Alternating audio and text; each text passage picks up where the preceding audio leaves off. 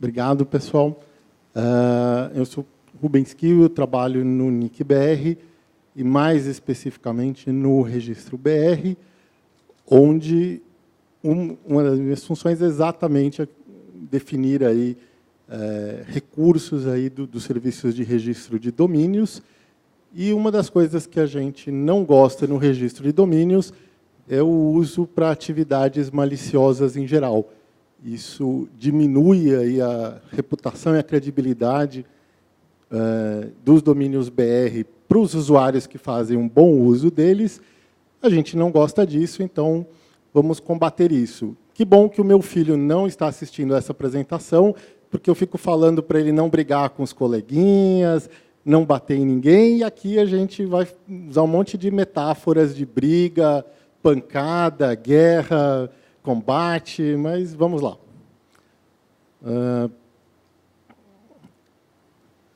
Eu vou começar citando alguns exemplos bem característicos aí de registro fraudulento de domínios e não de phishing usando sites já hospedados, etc., para deixar claro do que a gente está falando. Depois a gente vai para uma definição, mas eu preferi começar pelos exemplos para contextualizar isso. Um é aqui do Netflix. Obviamente, o site do Netflix não é netflix2.com.br, deve ser netflix.com, netflix.com.br. A Apple não tem um site chamado ajuda-icloud.com.br. Obviamente, esse não é o site para buscar o seu iPhone, esse é o site para você nunca mais achar o seu iPhone, já que a sua senha já era. Nesse site de oferta direta do Ponto Frio, a única coisa que eles estão te oferecendo é a possibilidade do seu cartão de crédito fazer muitas compras para outras pessoas e deixarem mais pessoas felizes e não você. Você não vai receber nenhum desses produtos. E esta não é uma atualização do site do Santander, do aplicativo do Santander. Mas aqui tem um detalhe que eu queria chamar a atenção, de que enquanto os outros domínios, todos tinham no nome do domínio aquela organização que você estava tentando personificar, a atualização -app-seguro com BR não cita Santander. Assim, o e-mail que tinha isso tinha o contexto. Olha, você, cliente Santander, precisa dessa atualização que vai deixar o seu computador muito bom. Mas o nome do domínio não tinha Santander. Só para clarificar que a gente tem os dois casos, mas ambos estão utilizando o nome de domínio para tentar iludir o usuário. Isso é muito diferente de um site como padariadoseujoaquim.com.br/WP-include /Santander/atualização app seguro. Ou seja, naquele caso, você tinha um domínio que foi registrado de boa-fé, ele estava lá hospedado e, no caso, foi comprometido. Pela URL que eu falei, vocês já sabem por que ele foi comprometido, porque ele usava o WordPress e tinha plugins vulneráveis lá no WordPress dele, e, com isso, ele está colocando um site de phishing. Não é um domínio que foi registrado maliciosamente. Esse aqui, do atualização appseguro.com.br, foi. A gente tem mais um aqui, mas esse também usa o nome da Americanas, oficiais.com, com todo o logo, produtos, e esse aqui até que tem um preço razoável aqui para essa TV. Um dos atrativos, que não é o caso deste aqui, mas que é muito comum, é você colocar um site com produtos incrivelmente promocionais, né? Assim, TV de 63 polegadas, tela curva, por R$600. O cara, que bom, eu vou comprar essa TV baratinho. Vai receber um tijolo no lugar. Mas, para delinear o que o Registro BR pode fazer ou não, eu trouxe aqui alguns extratos do contrato do Registro BR. As letras que estão menores aí são exatamente as que não importam. Então, as letras que estão destacadas aqui são exatamente as mais relevantes, de que quem está registrando o domínio vai fornecer esses dados pessoais, que são obrigatórios e que sejam reais e válidos, e que reflitam sempre seus dados reais e válidos, ou seja, isso, inclusive, ao longo do tempo, esses dados têm que continuar válidos. E que quem está escolhendo o nome de domínio é esse usuário, ele está ciente que não vai se registrar algo que desrespeite a legislação em vigor, que induza terceiros a erro, esse é o ponto importante aqui do contrato, vai fornecer esses dados sempre atualizados e, se isso não acontecer, esse contrato pode ser rescindido, ou seja, esse domínio pode ser congelado, suspenso, removido. Esse domínio vai ser sempre usado para fins lícitos, não vai ir contra a legislação em vigor, e, quando solicitado, ele vai apresentar documentos. Quem é um pouco mais velho deve lembrar que, antigamente, quando você ia registrar um domínio BR, você preenchia lá um formulário e o GOMID pedia para você mande seus documentos. E aí você mandava os seus documentos. Isso não é mais feito no registro de domínios, ou seja, existe uma presunção de boa-fé em cima dos dados de quem registra, os dados são declaratórios, porém, o registro pode pedir esses dados. E isso é feito em algumas condições. Então, o que constitui um registro fraudulento à vista desse contrato? Usar esse nome de domínio para colaborar numa tentativa de enganar usuários, ou seja, o nome de domínio, se ele for uma parte importante dessa ilusão, dessa indução a erro, isso constitui um registro fraudulento. Ele não precisa ser o único vetor, mas ele precisa colaborar nisso.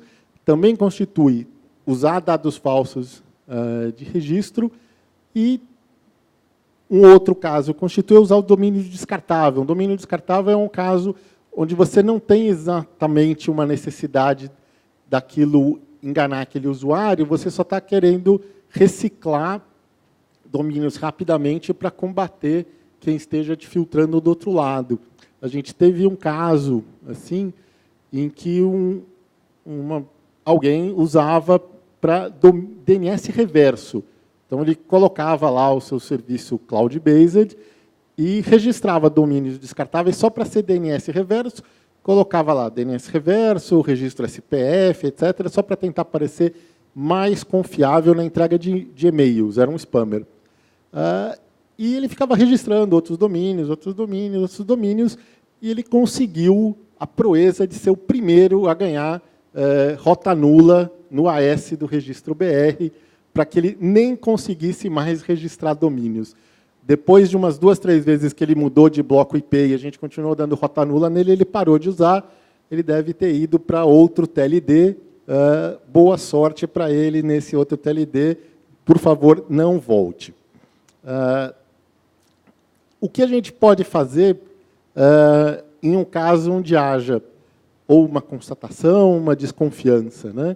Se essa desconfiança for muito grande, muito clara do que está acontecendo, por exemplo, Americanas oficial com BR, ou Santander atualização módulo segurança com BR, ou coisa assim, são casos onde, tipicamente, a gente já parte para o congelamento imediato do domínio. Então, a gente congela primeiro e pergunta depois.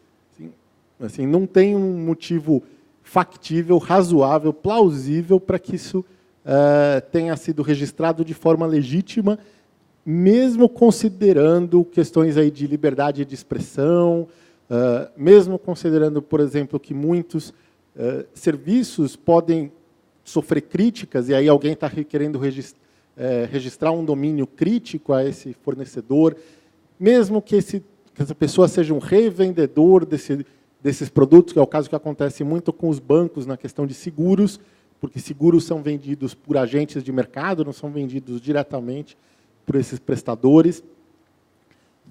Mesmo que seja um site, por exemplo, de resenhas sobre bancos, coisa assim, existe um limite tênue aí que dá para olhar de onde é que termina a liberdade de expressão, onde é que começa mesmo a indução a erro. uma coisa a lembrar é que muitas das marcas que a gente conhece têm outros usos em outros contextos, em outros lugares. Por exemplo, o Santander, que eu já citei, é uma província na Espanha.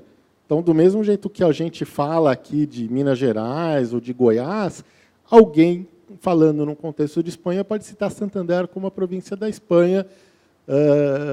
Globo é tanto um grupo de comunicação, que acabou aqui de fazer uma apresentação, quanto um objeto da geometria, quanto um globo de iluminação. Tem vários usos possíveis e que todos convivem no mercado. Mas tem algumas coisas que, obviamente, aí são de sacanagem. Mas, mesmo que não seja congelado imediatamente, uma possibilidade é assim, nossa, isso aqui é tão passível de indução a erro, vamos pedir para você se responsabilizar por isso. Então, uma opção é dizer, olha, cara, queremos saber se você é você mesmo, então, olá, nos mande documentos, e, por favor, nos mande um termo de responsabilidade, aí, assinado em cartório, etc., dizendo, olha, você, assim, eu me responsabilizo, isso aqui é um uso legítimo. Então, aí a gente sabemos que essa pessoa existe e que ela pode responder por aquele feito se isso tiver sendo um uso malicioso. Lembrando que nenhuma organização, que não exatamente as autoridades policiais e judiciárias, tem poder de enforçar a lei. A gente enforça o nosso contrato, mas dentro dele a gente tem que seguir a lei, a gente não pode usurpar aí a autoridade dos poderes constituídos. Ou, se esses dados parecem estranhos, ou não batem com o da Receita Federal, ou tem coisas exóticas, eu não vou mencionar exatamente as coisas exóticas, mas nem sempre os endereços batem, nem sempre os CPFs batem com o que era esperado, a gente pode só pedir documentos. Assim, olha, nos mostra aí assim, quem você é, vamos ter o registro de quem está por trás desse domínio e vamos ficar contentes com isso. Então, cada caso que chega aí a decisão aí do registro BR recebe ou uma dessas ações ou a decisão de não ação, de que isso não justifica uma ação. É o caso, por exemplo, que eu citei lá do Padaria do Seu Joaquim com BR/Santander, que não vai ser avaliado. Pelo menos não no registro BR. Isso é diferente, por exemplo, de uma outra unidade do NIC-BR, que é o CERT-BR, onde aí eles têm aí como escopo tudo que envolva a internet brasileira, incidentes de segurança. Então, isso continua no escopo do CERT-BR, independente da gente entender que isso não é escopo de ação do registro BR. Isso pode ter alguma coisa, por exemplo, contactar o provedor de hospedagem e pedir para ele tirar a página do ar, contatar o registro desse domínio e pedir para ele tirar o domínio do ar. Mas isso é diferente aí da atuação do registro BR. Então, vamos discutir um pouco que ferramentas já existiam, o que foi colocado depois para esse combate a fraudes. Em 2016, o que a gente tinha era basicamente isso. Eram os relatos recebidos ou via abuse@registrobr, ou nos nossos canais de atendimento, aí o hostmaster@registrobr, ou mesmo pagamento@registrobr, qualquer, na verdade, dos nossos canais de atendimento a cliente, muitas vezes a gente recebia relatos, quer sejam de clientes, quer sejam de não clientes, dizendo, olha, esse domínio está sendo usado para alguma coisa aí ilegítima. Além disso, a gente já tinha um stream em cima do registro de novos domínios. Então, alguém registrava um novo domínio que tinha lá uma expressão suspeita.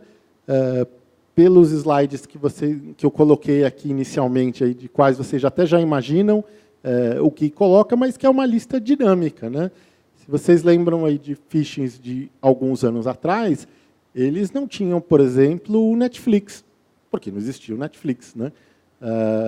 E o Netflix surgiu aí nessa linha de perseguir aí phishing, porque muita gente usa dados de pagamento como o cartão de crédito para pagar o Netflix, e os fraudadores têm interesses nesses dados. Eu até hoje acredito que ninguém tenha fraudado um usuário de Netflix só para assistir Netflix. Eu imagino que sejam os cartões de crédito, mas vai saber. E a gente tinha também tudo que, assim, todos os funcionários recebiam aí via suas redes de contatos. Então, eu recebia coisas via mensagens aí, ou públicas ou privadas, em redes sociais. Alguns usuários acabam postando isso nas nossas listas de discussão. E toda informação que veio é bem-vinda. Então, apareceu uma informação, vamos dar uma olhada, não importa de quem venha. Vamos ver e avaliar. Aí mas surgiu a ideia de expandir essas fontes de informação com fontes mais estruturadas. Então, logo no começo aí do ano, a gente agregou, a princípio, não todos esses outros feeds, a gente foi agregando alguns feeds que incluem aí, o OpenFish, o FishTank, Shadow Server, especificamente o Compromise Website, o Malware Patrol e um fornecedor que eu não posso falar porque a gente tem um NDA com ele, né? E uma das coisas que eu queria dividir com vocês era exatamente o que foi mais efetivo ou não disso. Então, primeira coisa é que o menos efetivo disso foi exatamente esse fornecedor com quem a gente tem um NDA. Então, vocês nem precisam se preocupar em tentar descobrir quem é, apesar de que não é muito difícil imaginar quem seja, porque foi o que deu o menor resultado na questão de domínios registrados maliciosamente, que é diferente de ter sites comprometidos para phishing ou hospedagem de malware, né? Teve resultado aí não representativo. O Malware Patrol teve um resultado também pequeno, talvez porque a gente só tem acesso ao feed gratuito. Eles, pelo menos, não nos disponibilizaram um feed mais expandido do serviço, mas de vez em quando aparece um que veio de lá. A gente colocou o Shadow Server aqui, a princípio, com um certo receio, por uma questão de fama estabelecida no mercado, de que o Shadow Server tinha muito falso positivo, né? E a gente não teve tanto problema assim, pelo menos com as informações que a gente teve um conjunto razoável, aí não é também tão grande, de informações aí, extraídas do Shadow Server, que eram interessantes, especialmente a Compromise do website, né? A gente recebe deles um feed específico do .br, específico do TLDBR e de outros TLDs aí que a gente gerencia o back-end, e tudo funciona razoavelmente bem. O envio deles é que é um pouco irregular, ou seja, às vezes eles ficam um dia sem mandar, e mandam 3 dias de uma vez, tal, mas aí paciência. Na hora que a gente fica sabendo, a gente atua. Quanto mais rápido eles nos mandarem, melhor. Um que não estava inicialmente, mas que foi colocado ao longo do primeiro semestre aí, com sucesso, foi o FishTank. Uma coisa interessante do FishTank é que ele tem uma cobertura grande, então aparece muita coisa. O único problema é que, apesar da gente assinar, não assinar porque é de graça, mas a gente baixa o que eles chamam de FishTank Verified. O problema é que, infelizmente, existe manipulação de pessoas em cima do FishTank Verified, de gente que se coordena, ou seja, tem mais de um usuário lá e se auto-verifica, ou tem um amiguinho, você verifica o meu, eu verifico o seu. E o que mais a gente notou dessas falsas verificações eram de empresas de segurança, mas prestando serviço para propriedade intelectual. Isso é uma infeliz mistura que houve de que, inicialmente, as empresas de segurança focavam, dentro das organizações clientes, as áreas de segurança da informação. Mas aí eles viram, o cara da área de propriedade intelectual tem mais verba, né, do que o cara de segurança da informação, e vão vender para ele. E esse cara de propriedade intelectual, ele não quer saber de fair use, ele não quer saber de compartilhamento, ele acha que se tem o nome da empresa dele, tem que sair do ar na hora. E aí começam assim uns argumentos, assim, inclusive bastante ardilosos, de isso vai afetar o usuário, sendo que nem tem nada no ar ainda. isso é sacanagem, sendo que por exemplo, eu recebi esses dias mesmo, que é de um grande varejista, assim, que é baseado no nome próprio, e que tinha uma outra empresa que também usava o mesmo nome próprio para outro setor de serviços, e, isso é phishing. Não, não é, assim, desculpe. Eu conheço milhões de pessoas que têm o mesmo nome que aquela pessoa. Assim, ela não patenteou direitos aos nomes. E isso é uma coisa que, apesar de ter uma quantidade interessante de coisas reais que a gente pegou e usou, infelizmente o Phish Tank vem também com esses efeitos colaterais aí. E o que para nós deu assim, um maior efeito assim, de, poxa, a maior parte das coisas que a gente pega, a maior parte das coisas que a gente pega primeiro, em geral, quando vem é bom, informação sólida, foi o OpenFish.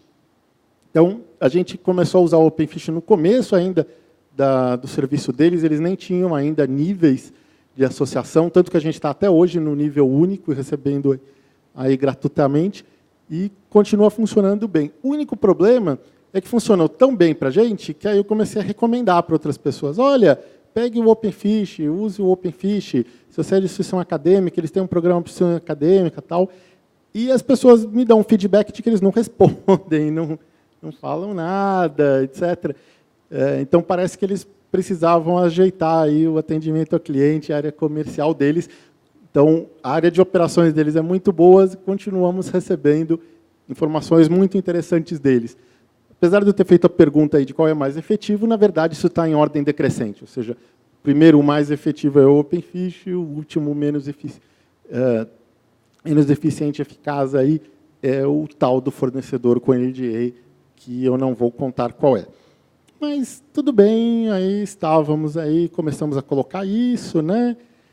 E a gente pensava que o nosso amigo aí, fraudador, fosse ficar assim simplesmente triste, né? Assim de, puxa, agora o registro BR está cancelando meus domínios, puxa, né? Que problema. Mas não foi o que aconteceu. A gente tomou uma pancada de volta de uma maneira que a gente não tinha inicialmente esperado. Porque esses fraudadores começaram a registrar muito mais domínios e, em resposta, a gente congelar muito mais domínios mais rapidamente. Então, eles começaram a usar muito mais meios de pagamento fraudulentos, ou seja, cartão roubado. A gente aceita pagamento por cartão ou por boleto, e, apesar de existir fraude de pagamento por boleto, isso é menor. O que a gente tem muito mais de fraude de meio de pagamento é cartão. E com esse excesso aí de pagamentos problemáticos com cartão, a gente começou a ser penalizado numa métrica que as administradoras de cartão e bandeiras emissoras de cartão chamam de chargeback. Chargeback é quando o cliente diz, eu não reconheço essa compra, isso aqui é sacanagem, remova isso aí. A gente, assim, conforme a gente ia intensificando, então você vê que em março de 2017 a gente tinha um chargeback histórico mais ou menos estável, e de repente ele já estava em 1%, e conforme a gente intensificava as nossas ações aí contra os fraudadores, mais domínios eles perdiam mais rápido e mais domínios eles registravam com mais cartões, com mais transações de cartões diferentes, que chegou aí num pico em junho de 2017, que é muito alto, que é 1,5%. Para vocês terem uma ideia, qualquer coisa acima de 1%, você vai receber um telefonema do seu adquirente de cartões perguntando o que está acontecendo. E o que a gente descobriu com este processo? Que existe uma correlação até maior que a gente imaginava, apesar de que a gente achava que existia alguma, entre fraude de registro de domínio e fraude de meio de pagamento. Então, se eu quero fazer mais fraude de registro de domínio, vou usar mais meios de pagamento fraudulentos. E a gente descobriu também, ao longo desse processo, que essa correlação é bidirecional. Então, se você começa a investigar mais as fraudes de meio de pagamento, mais fraude de registro de domínio você vai descobrir. Então, algo que antes a gente até não se importava tanto na questão de fraude de meio de pagamento, porque se a gente recebia um chargeback, a gente simplesmente dizia, o seu domínio vai ser congelado, se você não pagar, o seu domínio já era.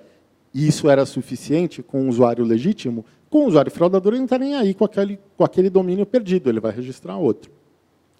Então, existe uma correlação e a gente começou a conseguir descobrir fraudes de domínio a partir de pagamento.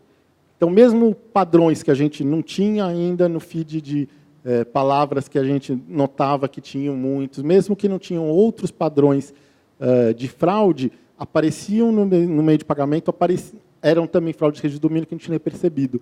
Então, a gente começou a usar essa coordenação de fatores, tanto para diminuir o volume dos dois lados, tanto na fraude de domínios quanto fraude de pagamento, mas começar a agir mais rápido também em uma e em outra fraude, né?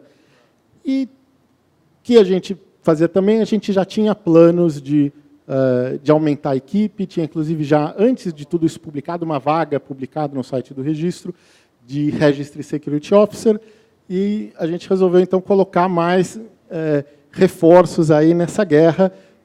A gente passou a ter hoje uma pessoa dedicada na área de atendimento, que é de Registry Security Officer, para olhar todos os indicadores, e de alguém na área de engenharia para desenvolver ferramentas para dar informações para esse. Então, a gente tem um artilheiro e um armeiro. A gente tem várias pessoas para tocar essa guerra aí. Não significa que a gente já não tivesse antes, mas a gente tinha tempos compartilhados de outros gerentes, de outras pessoas da equipe de atendimento. A gente tinha já várias pessoas do atendimento eletrônico fazendo isso, mas elas faziam outras coisas também. Agora a gente tem, além desses tempos compartilhados aí, uma pessoa e uma mais, e pode ter mais se a coisa enroscar, né? Porque pode acontecer, quando você acirra um conflito, ele pode escalar. E tem uma metáfora que o nosso Registry Security Officer sempre usa, de que se você está numa briga e está apertando o pescoço de alguém, você não pode apertar menos. Se você apertar menos, aquela pessoa vai se empolgar e reagir contra você. Você só pode apertar mais. Então, você vai aumentando, aumentando, aumentando. Se você não aumentar, pelo menos continua apertando o pescoço o tanto quanto você já estava.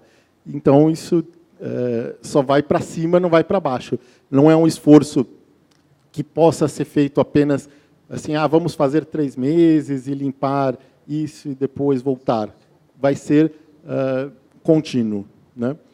E uma das coisas que surgiram foram aí novas ferramentas aí para isso, novas armas aí para atirar com precisão em cima desses casos, casando aí a parte financeira e a parte de detecção de fraude. Então, se pegou aquelas coisas que, vamos dizer, eram provas de conceito que tinham sido desenvolvidas lá, que eram scripts feitos por um programador ruim, também conhecido como eu, e colocamos isso para ser feito por alguém com real conhecimento de programação, olhando isso e tendo informações melhores e colocando informações já na ponta do visor assim da arma, para isso já para alguém já poder atirar rapidamente. Opa, isso aqui eu tenho que congelar, poder tomar essa decisão rapidamente. E o que aconteceu com tudo isso foi isso aqui.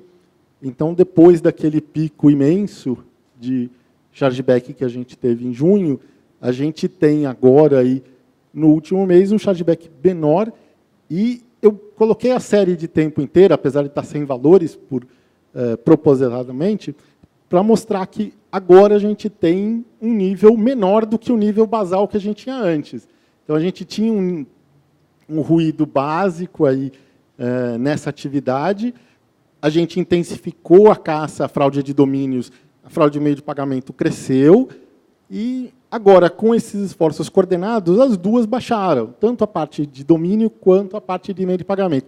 A parte de domínio é um pouco mais difícil de medir, especialmente em o que as pessoas percebem ou não como fraude, porque muitas vezes, se alguém tem, por exemplo, a padaria do seu Joaquim.com.br/Santander, aquilo vai contar como um phishing hospedado em BR.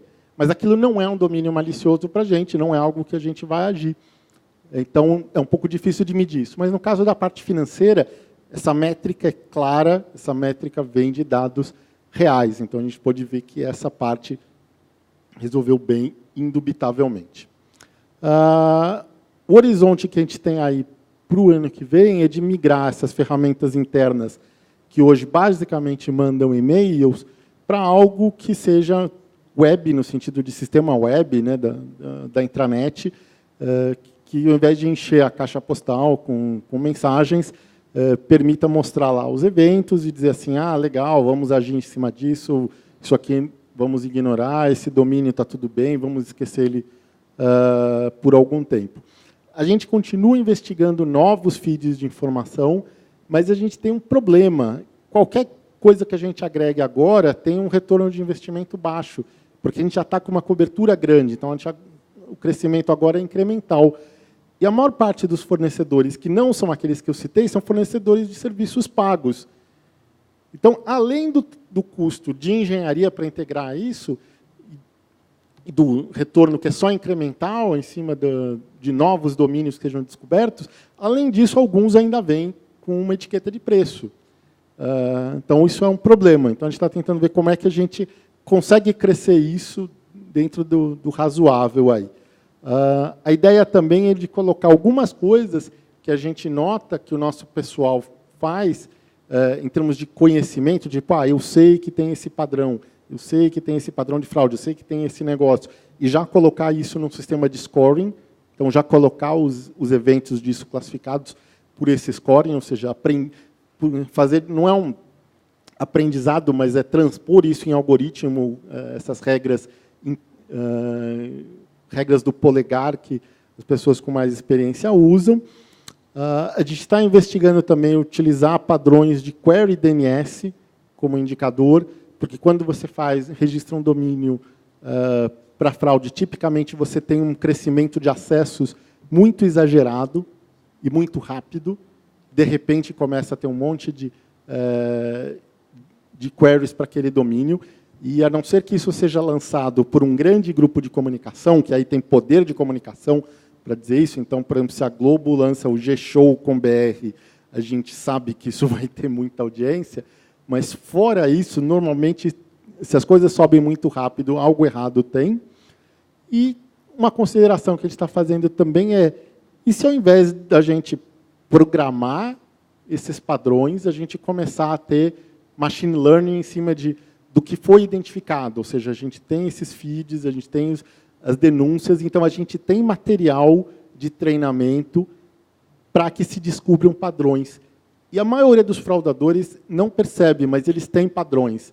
Eles usam alguma coisa. Tipo, eles usam o mesmo número de rua em ruas diferentes, em cidades diferentes, em titulares diferentes. Todas as pessoas têm alguma coisa, alguns vícios de pensamento desse tipo, que são mais difíceis de notar em termos de programação, mas que acontecem. E aí o sistema pode aprender com isso. Porque o nosso grande objetivo é ver o nosso fraudador pelas costas. Nós queremos ele correndo da nossa estrutura, nós queremos que ele vá para qualquer outro lugar, não nos importa onde. Tchau. Então, corra, fraudador, corra, por favor. Então, era isso que eu tinha para mostrar para vocês. Temos aí algum tempinho para perguntas ou para nos colocarmos de volta aí no cronograma. O Danton estava rindo ali, que disse que agora que você contou o padrão... Esse não é o único padrão. Assim, cada um tem um padrão diferente. Legal. Comentários? E aí eu diria que você esqueceu de liberar a sua apresentação no FTP. Tá bom. Rubens. Sim. Boa tarde. Eu queria que você comentasse a respeito de talvez um mercado existente com relação à compra e venda de domínios, que eu já vi algumas pessoas relatarem, de pessoas que compram muitos domínios, saem comprando domínios, lá vão ter, e depois, quando alguém vai registrar, já tá em nome de alguém, e depois essa pessoa negocia. Eu sei que a venda de um domínio que pertence a alguém não é ilegal, mas esse mercado que existe, queria que você comentasse sobre isso. Então, esse mercado surge de um fenômeno da economia chamado arbitragem, né? De que o que a gente vende no registro BR não é o nome do domínio. O nome domínio a gente entende que seja um valor comunitário, um bem comum. O que a gente vende é um serviço, que é publicação DNS, garantir unicidade, etc.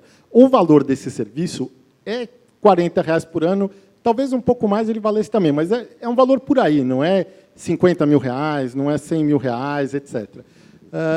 O que acontece é que um nome de domínio, na prática, tem um valor maior, quer seja porque ele se refere a um termo genérico, quer seja porque ele já foi um domínio bastante usado, então ele carrega uma reputação, carrega uma taxa de acessos, né? A gente viu, por exemplo, recentemente um domínio que foi para o processo competitivo, que era o Cidade Internet com BR. Cidade Internet era uma operação, era uma .com aí que existia, faliu, né? E agora alguém registrou e possivelmente, talvez, conte aí com a reputação que esse domínio tinha, scoring, de Search Engine Optimization, etc. Então, significa que esses nomes de domínio têm no mercado um outro valor, que é diferente. Então, quando você tem uma coisa que em dois mercados tem um valor diferente, existe possibilidade de arbitragem, né? A gente viu um outro exemplo de arbitragem hoje aqui, que são as criptomoedas. As criptomoedas são basicamente ferramentas aí, de arbitragem também. E isso é natural. Ou seja, o único jeito de evitar a arbitragem seria que a gente tentasse supor o valor dos domínios e começar a cobrar no primeiro registro esse valor de domínio. Assim, em não se fazendo isso, isso sempre vai existir. Então, existem outros TLDs e é legítimo. O que é ilegítimo é se você quer registrar um domínio, quer seja um domínio novo, quer ser um domínio antes registrado, apenas para zoar com a marca de alguém, sei lá, tipo Goggle ao invés de Google, né? Isso é ilegítimo e, para isso, a gente tem procedimentos como o SACI-ADM, que é um procedimento administrativo, né? Um procedimento onde você não precisa entrar na justiça para reclamar um nome de domínio, e você diz, este cara está de sacanagem. Aí, domínio, mas dentro, por exemplo, de nomes de domínio que são absolutamente genéricos, ou de marcas mortas, que nem eu citei no caso da Cidade Internet, isso é legítimo, tanto em termos jurídicos quanto administrativos. O que normalmente as pessoas reclamam é que isso traz uma dificuldade de criação aí de novos sites ou novos serviços. Mas, na prática, assim, esse ator aí do mercado está apenas aproveitando dessa arbitragem, ou seja, se existe alguém que compra por um domínio por um certo valor, é porque ele vale isso. No fundo, é isso. Bom, Rubens, Yuri, da RNP. Em primeiro lugar, parabéns. Tá? Muito bacana a apresentação que você fez. Você comentou a respeito de algumas fontes de consulta que vocês estão utilizando agora, do Shadow Server, ou do parceiro misterioso e tudo mais. Vocês utilizam alguma API fornecida por eles? É uma pesquisa textual que vocês fazem? Na verdade, essa minha pergunta é porque a gente, na RNP, tem um serviço que é o catálogo de fraudes, né? E que, assim, não só da rede acadêmica, mas ele tem vários inputs da internet como um todo, de usuários, enfim, que mandam registros de phishing, e certamente tem vários domínios lá que são domínios fraudulentos que fazem parte do domínio BR. Então, nesse sentido, a gente já deixa aqui a porta aberta para a gente conversar de alguma forma, da gente integrar os registros que a gente tem de phishing que, porventura, utilizem domínios fraudulentos com... Oferta aceita, mas se você ver o vídeo de quando a pessoa da RNP apresentou isso aqui no Brasil, você vai ver que eu perguntei exatamente disso. Assim, já era com vistas a esse processo. Eu perguntei, olha, já tem uma API? Me ensinaram, ainda não, tal. Então, tá bom, então vamos esperar.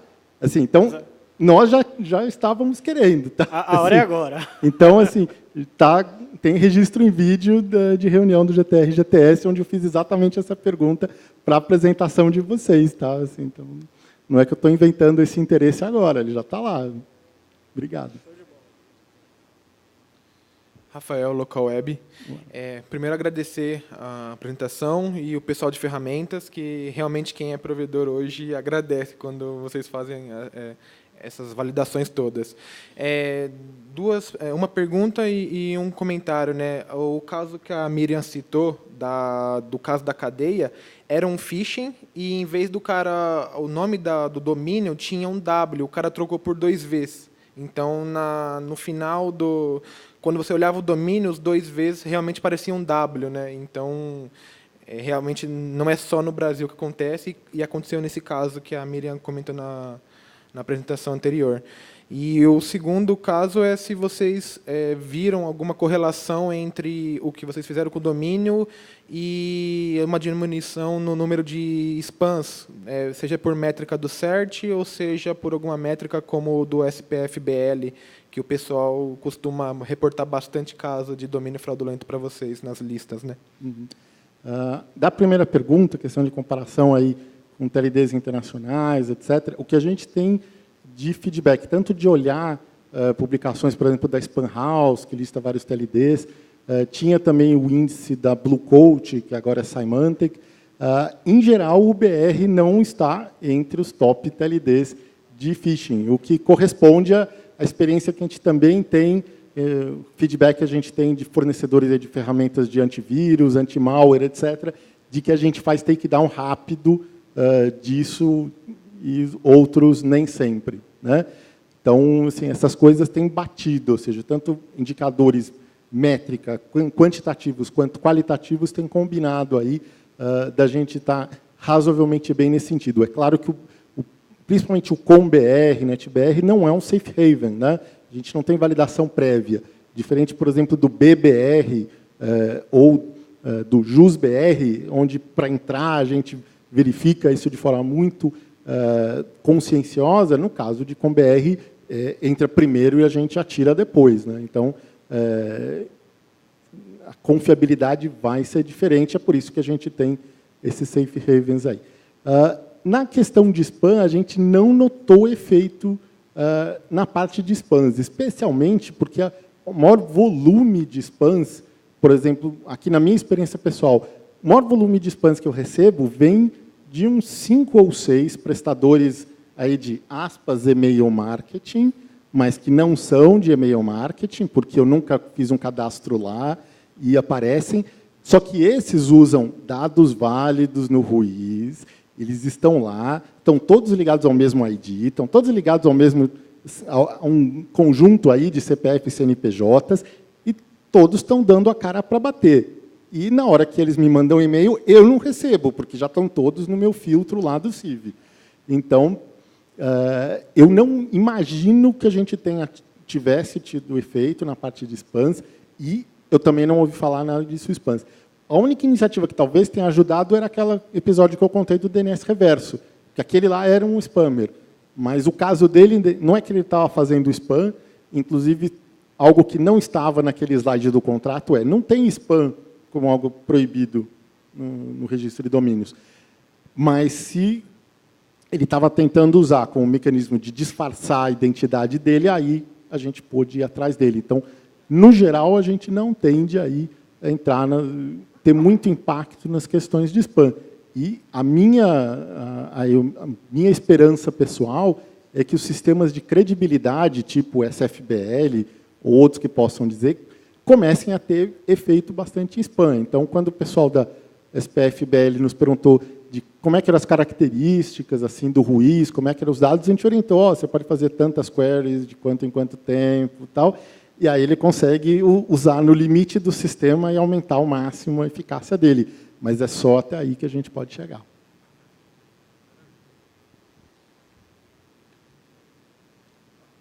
Boa tarde, Rubens. Alexandre, da IPM Sistemas. Mais uma dúvida, na verdade. Domínios, por exemplo, SC-Gov.br, RS-Gov.br, qual que é o procedimento para cadastro? Como que funciona isso? Esses domínios eles são cadastrados com uma autoridade estadual, né? Tanto que a gente, no BR, tem registros, então, por exemplo, de segundo nível, caso, por exemplo, de USP-BR, de terceiro nível, que é o caso de algumacoisa.com.br, e de quarto nível, que é algumacoisa.sigla-do-estado.gov.br.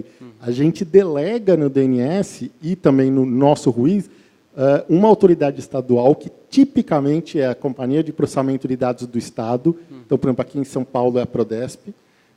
E essa autoridade define, dali para baixo, como é que ela registra se ela cobra ou não. Em geral, ela não cobra, até porque cobrar de governo não adianta, o governo não vai pagar. Então, eles que também são governo, sabem disso e já não cobram. E eles definem lá, você tem que ser alguma coisa, você tem que ter um cadastro, alguma coisa, mas isso é Estado a Estado, ou seja, nós somos uma república federativa, cada Estado tem autonomia de definir como é que vai ser o seu .estado.gov.br. Em geral, limitado a autoridades governamentais dentro daquele Estado. Então, uma prefeitura, uma secretaria, uma companhia estatal. Por exemplo, aqui em São Paulo, a gente tem cptm.sp.gov.br, que é a Companhia de Trens Metropolitanos, mas tem também cidade.sp.gov.br, mas isso está dentro da autonomia e autoridade de cada uma dessas autoridades estaduais. Perfeito, então. Rubens, tem uma pergunta online do Gustavo Santana. Caso um consumidor seja vitimado por um domínio malicioso, hoje qual o canal mais eficaz? Do NIC ou não, para denunciar esse tipo de golpe, já que cassação de domínio não se mostra frutífero? Polícia? Bom, primeiro eu queria discordar de cassação de domínio se torna frutífera, porque não é frutífera para aquele que já foi lesado, mas ela tem efeito em evitar que novas pessoas sejam lesadas. Então, aí é uma questão de pensamento comunitário, aí, de evitar que outras pessoas sejam lesadas, que é igual a pessoa pôr uma árvore, uma placa em cima de um buraco na rua. Talvez você tenha caído nesse buraco e tenha cortado o seu pneu, mas não significa que você não possa avisar as outras pessoas para elas não caírem. Agora, para o ressarcimento disso, é polícia mesmo. Assim, tipicamente, polícia civil do estado onde fica a pessoa, a não ser que envolva alguma questão que possa colocar a autoridade da Polícia Federal, mas que são raros aí os casos. Obrigado. Nós estamos em cima da hora para o encerramento, então vamos agradecer novamente o Rubens. Obrigado, Rubens. Obrigado, pessoal. Vamos passar, então, ao encerramento. Frederico.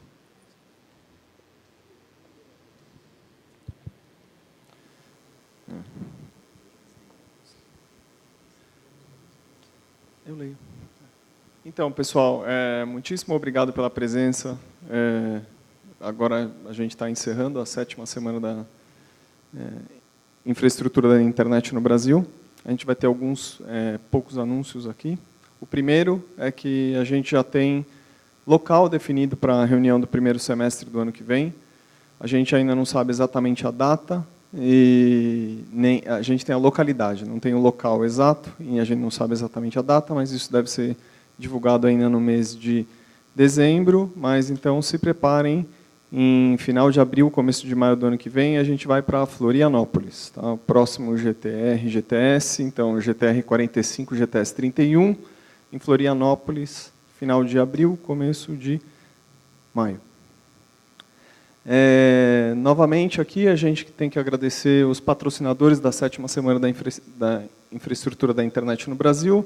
Então, o Google, a NTT Communications e a Abranet, TDEC Extreme, Ruckus, Grupo Binário Juniper, a Fonnet Precision, UPX, Equinix, Netflix, Eletronet, EPS Finizar, Facebook, Corient e a Semig Telecom.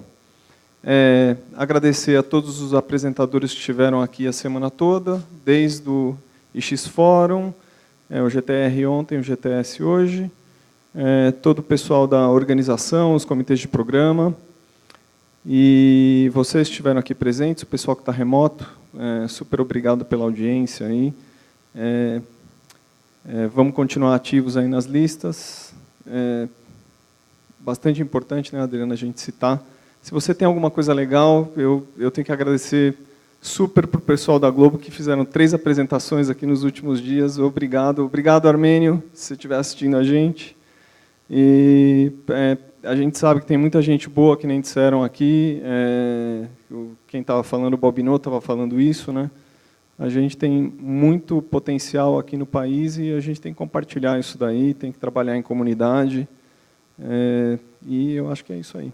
Como a Miriam falou, né, a gente não morde, né? Não pode vir apresentar aqui, não precisa ficar com medo. A gente não faz malcriação, pelo menos ultimamente não fazemos, né? Já fizemos, né? Mas agora estamos mais velhos, estamos mais calmos. Mas, brincadeiras à parte, o evento é feito pela comunidade, para a comunidade, né? Nos últimos anos também o NIC e o Comitê Gestor eles têm dado um suporte para os apresentadores, porque para que a pessoa não tenha que pagar para apresentar, né? Que venha aqui fazer a sua apresentação. Então, reforçar esse convite, né? Nós, em breve, teremos a chamada de trabalhos, de apresentações para Florianópolis, e nós, então, reforçamos isso. Reforçamos também o trabalho dos comitês de programa, que ficam aí debatendo como fazer, quem escolher, como escolher, em que condição escolher, como montar o programa. Isso dá bastante trabalho, então são várias pessoas que dedicam seu tempo a isso. Muitos deles não podem vir, né? Tem, inclusive, gente no exterior. Então, reforçar esse agradecimento ao comitê de programa. E esperamos, então, vê-los em Florianópolis no ano que vem, 2018. Então é isso aí, pessoal. Muitíssimo obrigado. Obrigado. Tem mais um aviso, desculpa, esqueci. Para o pessoal que vai fazer os tutoriais, então, previamente inscritos, bom, quem não está inscrito, esquece, porque já vagas totalmente esgotadas. Os tutoriais não ocorrem aqui, eles ocorrem na sede do NIC, Avenida das Nações Unidas, 11.541, no 7º andar, amanhã. Uma outra coisa, espero que vocês tenham gostado do novo site, né? O pessoal de eventos se esmerou muito para escolher esse lugar, preparar esse lugar, então agradecer aí a equipe da Drica, aí, que teve aí a semana toda, né, Fred? Sim, sem dúvida, e se tiverem comentários, a gente gostaria de ouvi-los. Tá?